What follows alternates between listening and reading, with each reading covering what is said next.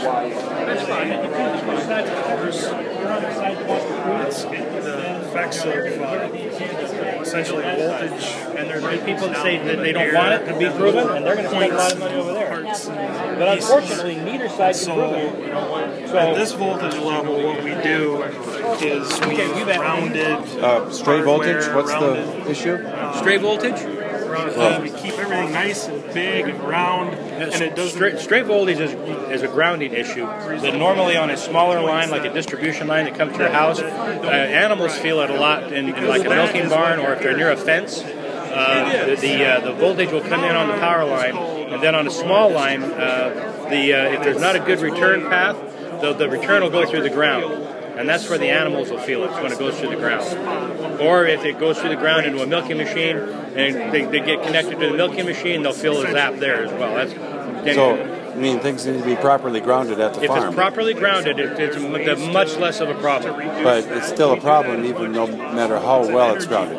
Yeah, if the grounding is adequate, then it's a maintenance issue on the smaller line. This line's a whole lot higher voltage, and so the stray voltages aren't compatible. It just isn't going to happen on the big line. It'll be the smaller voltage line that's a big problem. But it has effects like on chicken coops or a metal fence. If you're close enough, you could have an induced, what they call an induced voltage. And that actually sucks power off the power line if there's something nearby that's... Yeah, and that's why we want to have the 150 feet of right-of-way so that there's none of that going on underneath this line. Oh, when you buy the right-of-way, then that stuff has to be removed, like fences, metal fences and stuff out of that? Either that or they have to be extremely well-grounded, yes. And what else would affect that? Metal roofs? Metal roofs, and that's again why we don't want to have this line going over anything like that. We want to keep that buffer zone away from anything that can gather up that kind of an induced voltage. So how tall is the power line? The structure is going to be 120 to 140 feet in height. That'll put the bottom conductor at about 60, 70 feet off the ground. But it's only 150 feet wide for the right-of-way? For the right-of-way, huh? But 150 feet on either side? No, 75 feet on both sides. Well, how can it be 75 feet if the power line's taller than that? What if it fell over or something? It would be wider than that right-of-way. Yes. Next to the tower, but isn't that a whole other issue? The danger. It is, but if you were to actually topple them over, but they don't have no failing mode that way. They would be a real rare occurrence if they would have to come right out of the ground and tip over at the base because they're so stiff. It's just not something that would normally happen. It'd be very, very rare.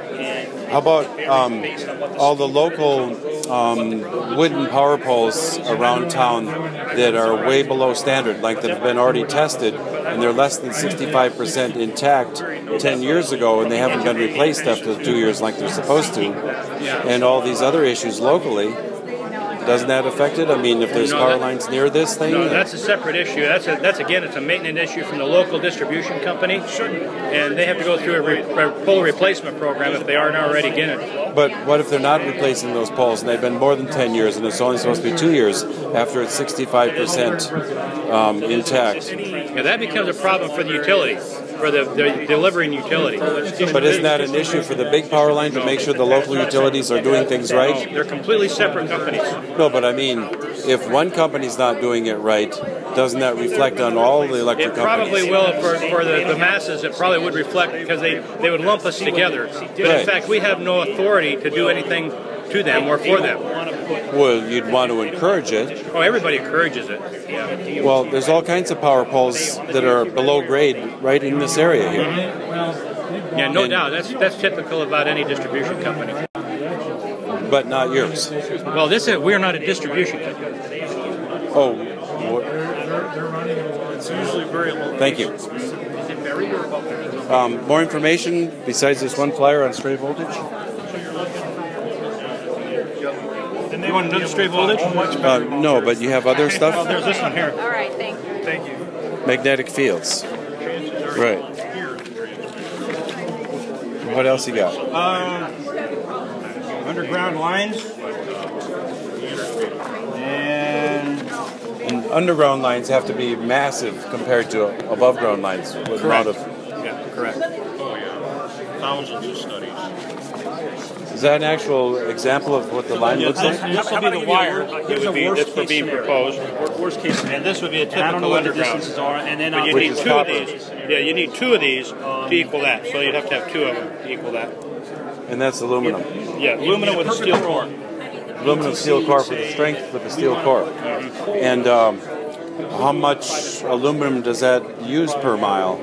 I don't know what the ratio is. I could look it up, but I don't know what the ratio is. understand what Thank you.